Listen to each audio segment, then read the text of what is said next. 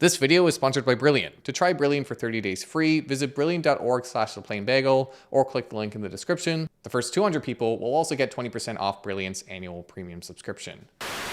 Ladies and gentlemen, welcome to The Plain Bagel. I'm your host, Richard Coffin. If you've been on finance YouTube long enough, you've seen your fair share of burning dollar bills and thumbnails that highlight that this is the end. Well, you might have noticed a bit more burning greenbacks than usual lately, given recent headlines that spell trouble for the US economy. On the topic of de-dollarization, the fear that the world economy is moving away from the US dollar and that the currency might even lose its status as the world's reserve currency. If you aren't aware, the US dollar has held this throne for roughly 80 years, being the currency of choice for many central banks to hold in their reserves, as well as for international trade, with it importantly being used as a primary currency for trading oil, hence the term petrodollar, which has afforded the US economy a number of advantages. But according to some, that is all about to change. You see, some of the fastest growing and largest economies in the world have been moving to decrease their dependence on the US dollar for international trade and central bank currency reserves, with some even going so far as to consider building new currencies for settling trade, all with the intent of circumventing the US dollar. And look, I get it. There has never been a better opportunity to post a flaming dollar bill in one of my thumbnails on a video titled The Death of the US Dollar. But to be upfront, if you look at a number of things that aren't really being highlighted in a number of these articles, it's pretty easy to see that the US dollar probably isn't going anywhere anytime soon. That's all I came for. There you go. But let's start from the beginning. Why is everyone talking about de-dollarization?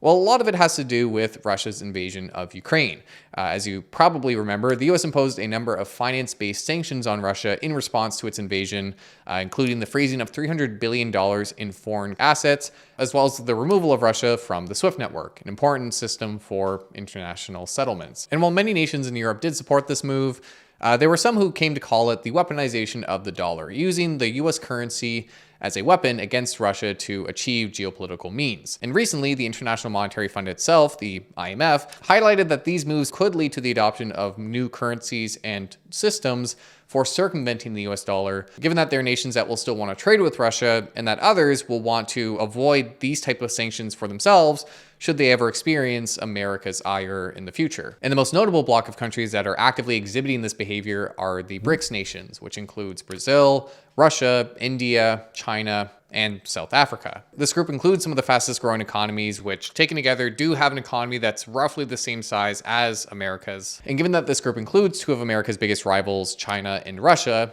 we've seen moves from them recently to decrease their dependence on the dollar. Russia and China themselves recently announced intentions to rely more on local currencies, with Russia itself changing its reserve currency towards the yuan. Russia has also been entering trade agreements with countries like India to sell oil for non-US dollar amounts. China and Brazil recently reached an agreement to settle trades in one another's respective currency. And there's even been discussion of the launching of a new common currency in the group that allegedly would be backed by gold, with an announcement or decision around this being expected at the next BRICS meeting in August of 2023. Now, while all this is happening, central banks around the world have been purchasing gold at the fastest pace in 55 years, with central banks purchasing 1,136 tons of the stuff back in 2022, a 150% year-over-year increase. And while the BRICS nations themselves are perhaps the biggest proponents of de-dollarization, it's not just strictly within this alliance that we've seen moves to sidestep the US dollar. Argentina itself, which is currently a US dollar economy, is collaborating with Brazil to launch their own common currency. Saudi Arabia is currently in active talks with China about selling oil in yuan,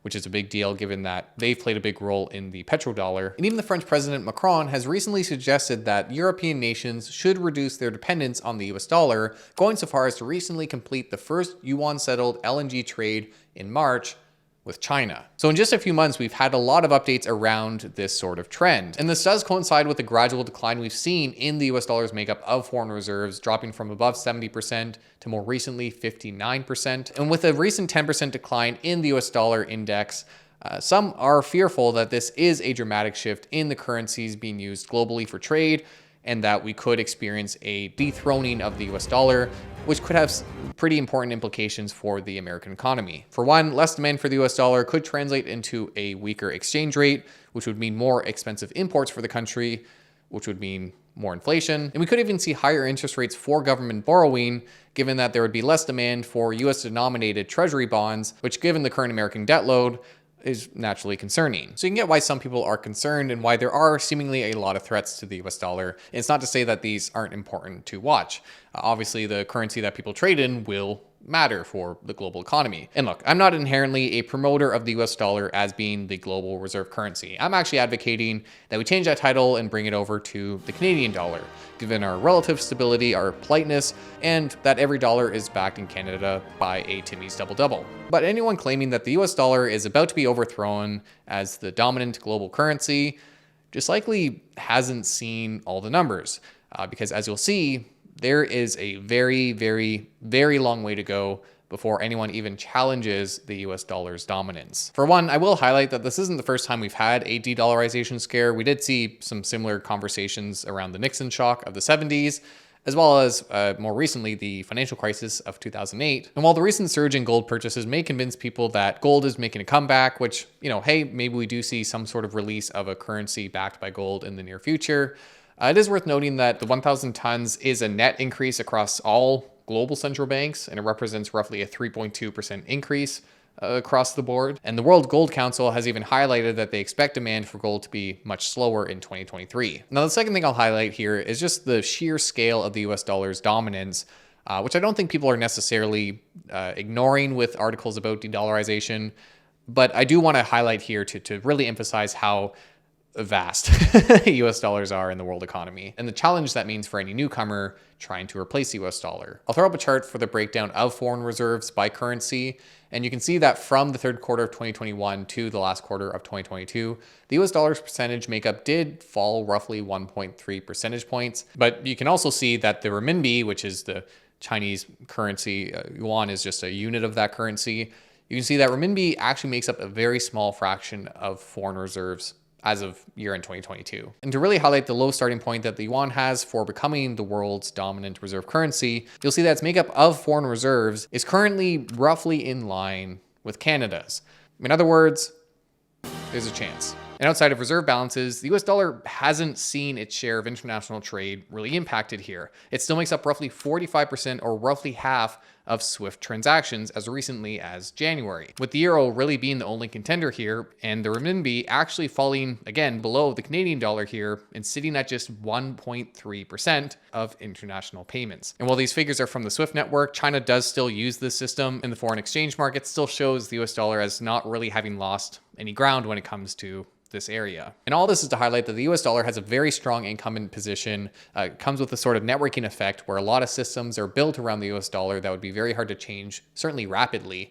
And even though we've seen weakness in the US dollar index recently, an index that measures the dollar's strength relative to a basket of foreign currencies, that's more so a reflection of its property as a safe haven during times of turmoil. In 2021, the index rallied as stocks were declining, and this has really just been a reversal of some of that trend, with the US dollar index still being up over the past decade. And at the end of the day, one of the reasons why the US dollar has remained a dominant currency, even with this gradual decline in its makeup, is that it has relatively stable value when compared to other currencies. And, for anyone who's critical of the US government and Federal Reserve's interventions, no one's perhaps more interventionalist than the Chinese government, as you would expect. And that sort of ties into the third point I want to talk about, which is around the common currency idea. It's not to say that it won't happen or couldn't happen, but a common currency would certainly face a number of hurdles, as we've seen with attempts to adopt a common currency in the past, most visibly the euro. The Greek debt crisis was a great example of how different economies can really struggle to operate under the same monetary policy,